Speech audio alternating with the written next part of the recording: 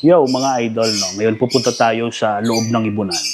Meron ako nakita doon na ibon na inakay na nakatwist yung kanyang paa.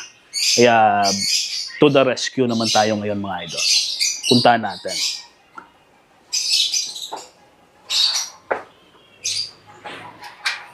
Ito mga idol, oh. Tingnan niyo yung paa.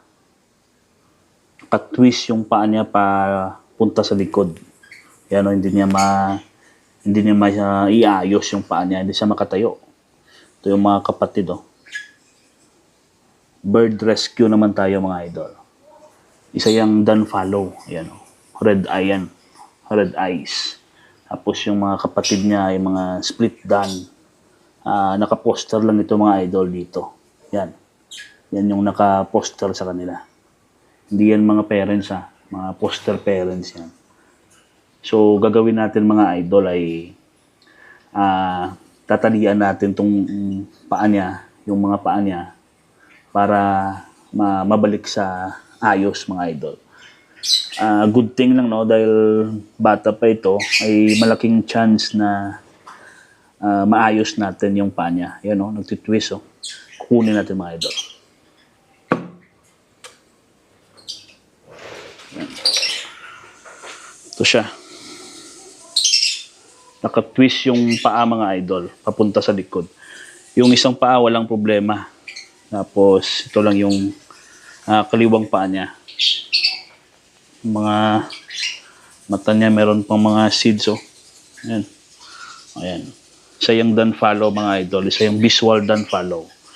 Ayan, kawawa yung ibon. Pero okay lang yan mga idol. At least bata pa nakita natin. Maayos natin to. Ayan, gagawin natin mga idol, Kuha ko ng lagayan ito. Bowl. Dito natin siya lalagay. Kawawa kasi itong ibon kapag hindi natin late na natin na nakita. Ayan, lagyan natin ng patoka. Ng bird seeds. Konting bird seeds. Tapos dito natin siya ilalagay. Ayan. Tapos ready ko lang yung mga tape na kailangan ko. Ito yung mga naka-ready ko dito, mga tape, oh. Tapos itong maliit na tape. Ayan. Ayan. Ito. Tapos gunting. Ayan. Ready na tayo. Ayusin natin mga idol. Papakita ko sa inyo. Alam ko yung iba hindi pa nakakita o nakasubaybay sa ating mga video noon. Kaya ito mga idol. Para makita nyo kung paano ayusin yung mga splay legs o yung mga nakatwist na paa ng mga inakay mga idol. Let's go! Mga idol, gagawin na natin. Papakita ko sa inyo kung paano ko tinatalian yung aking mga alaga na nagkaka-spray legs. Ito mga idol, tawag dito ay micropore tape. Hindi ito basta-bastang napupunit. Lalo na kapag na-fold nyo na ng ganito mga idol. Yan. Fold niyan. Tapos, isa pa.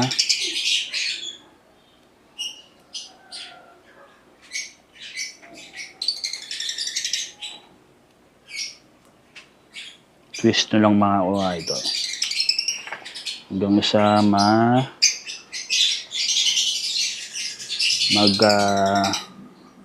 ganito na siya kalaki. Ayan. Hindi yan basta-bastang napupunit o napuputol mga idol.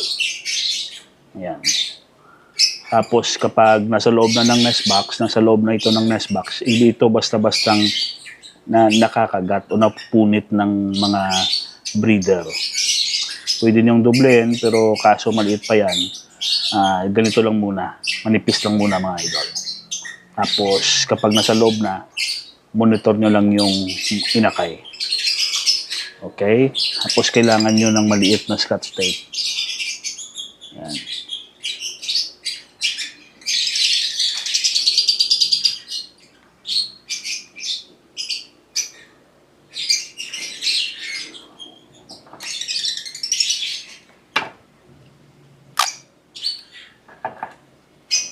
Alam ko marami na akong nagawang video nito. Marami na akong natalian na ibon na naging successful mga idol.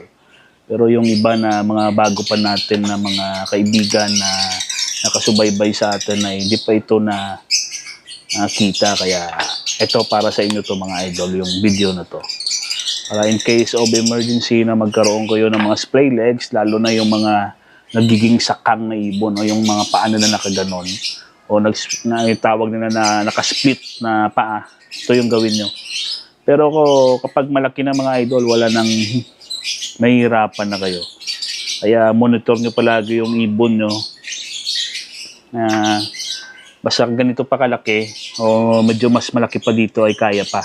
Pero kapag kumpleto na yung balahibo niya mga idol ay mahihirapan na kayo sa pag yan tingnan nyo nakatwist yan, nakasabit sa aking daliri, nakatwist talaga mga idol, parang naipit siguro ito. Kaya subukan natin yung ating nakakaya na pagalingin tong ibon na ito. Yan, ganito mga idol ito yung paa, tapos lagay nyo dito. Yan. Huwag nyong higpitan mga idol kasi kapag nakahigpit ito masyado, hindi nadadalo yung dugo. Ito, tawag dito. Lolobo to mga idol, kaya dapat may play. Yan, may play yan palagi. Yan. Tapos lagyan nyo na ng tape.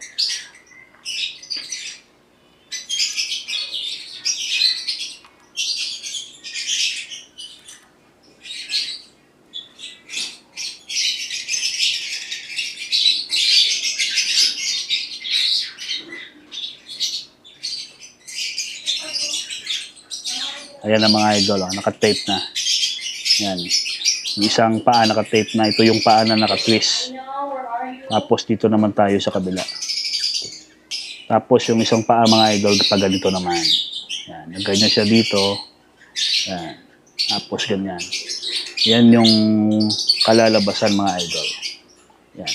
Nakagapos yung dalawang paa.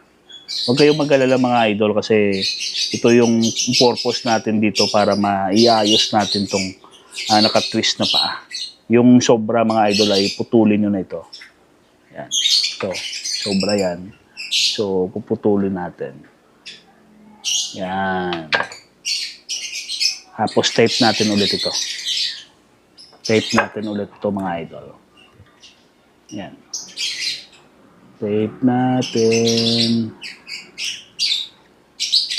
Yan, dito naman tayo pag gitna. Tapos pag nag-tape kayo mga idol, dapat medyo medyo mahigpit. Pero huwag nyong higpitan dito. Dapat may play dito. Yung tape lang yung higpitan nyo. Okay? Yan ang mga idol Yan. Tapos ng isang tape, kung medyo pa, para sigurado kayo, dagdagan nyo pa ng konti.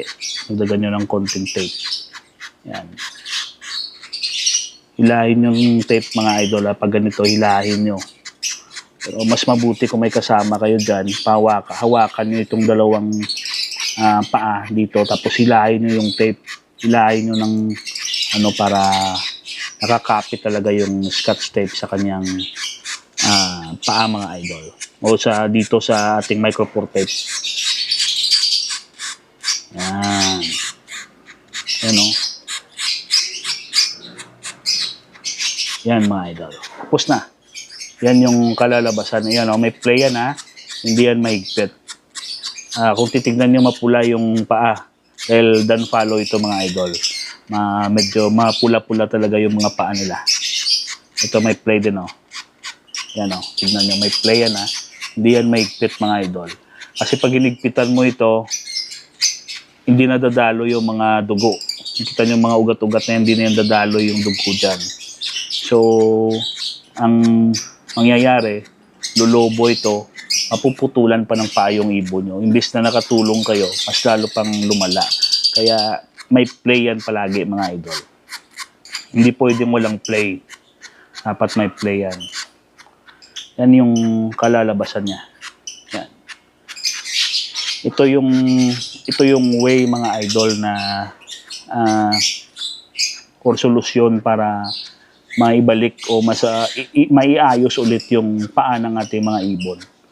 Lalo na yung mga sakang na ibon, yung mga paa naka-split ng ganon. Ito yung solusyon mga idol. Yung mga naka-twist na paa, gaya nitong sa akin ay naka-twist. ito rin yung solusyon mga idol. Kaya yung video na to ay napakalaking tulong para sa ating mga idol na bago pa lang sa pag-iibon mga idol. Yan o. Tapos na yan.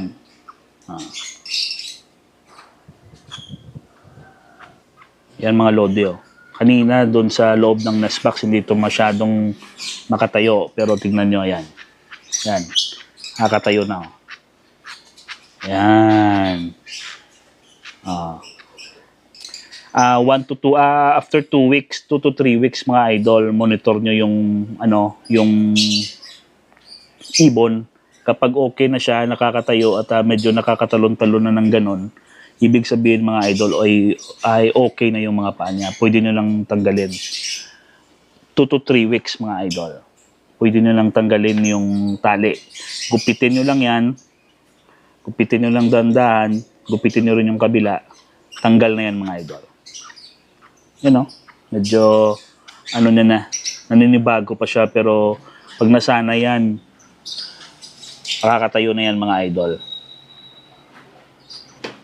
Tapos, pag naibalik na natin to sa loob ng nest box, doon sa loob ng aking breeder, pag naibalik na natin to mga idol, ay every other day ay tignan nyo yung kanyang tali.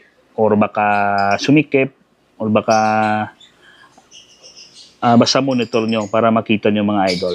Para kapag nakita nyo na medyo masikip, ay luwangan nyo lang mga idol gamit lang yung toothpick. Ito papakita ko sa inyo. Ito mga idol, ito yung toothpick. Yan ganito lang. Sundutin nyo lang yan. Sundutin nyo tapos i-press nyo pa kaliwa mga idol. Yan Yan nakita nyo? Yan yung toothpick.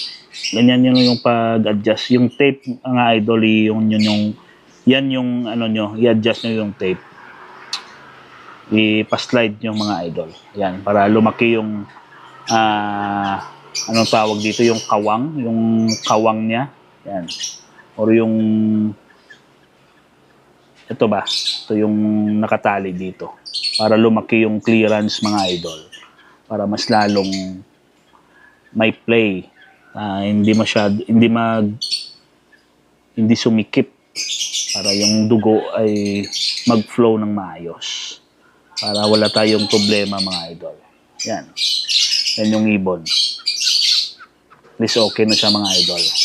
Pabalik na natin to sa kanyang nest box. So mga idol, bago natin ibalik sa loob ng nest box ay lagay muna natin dito sa bird seeds.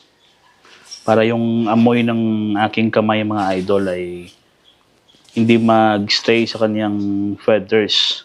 Ito lang yung maamoy ng breeder. Kasi di ako sure kanina sa paggawa ko, baka pinawisan ako at mapupunta sa kanyang feathers mga idol. Maamoy yan ng breeder. Baka magbago pa yung ugali o hindi na pakainin ito. Kaya para sure lang, ibabad muna natin dito sa patoka bago natin ibalik sa nest box. Yan. Okay na yan mga idol. Tanggalin mo na lang yung mga na patoka na pumunta sa kanyang bibigo. Yan o. Yan. Goods na. Balik na natin.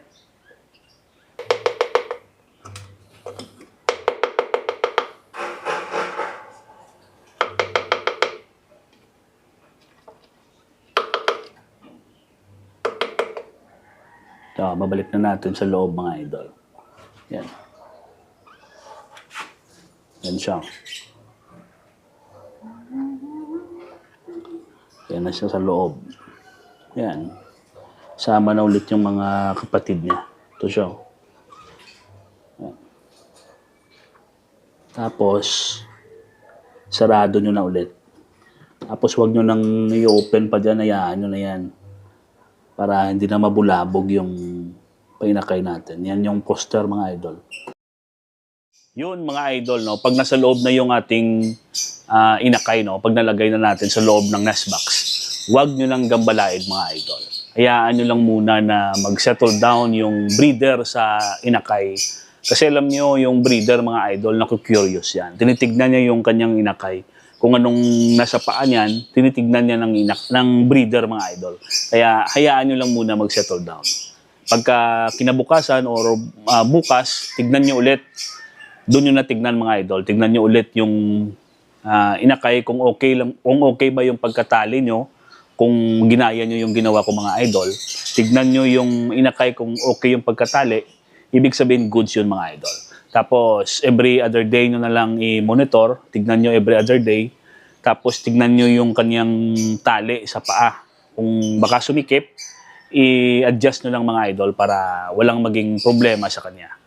Yun lang mga idol. Tapos after 2 to 3 weeks, tignan nyo yung inakay kapag nakakaupo na, nakakatalon-talon o nakakalakad na mga idol. Ibig sabihin, goods yun. Malaking percentage na maibalik sa ayos yung kanyang mga paa mga idol. Yun lang. Sana ay nakatulong sa inyo itong ating munting video mga idol. Kaya sa ating mga solid na taga-subaybay dyan, shout out sa inyong lahat mga idol.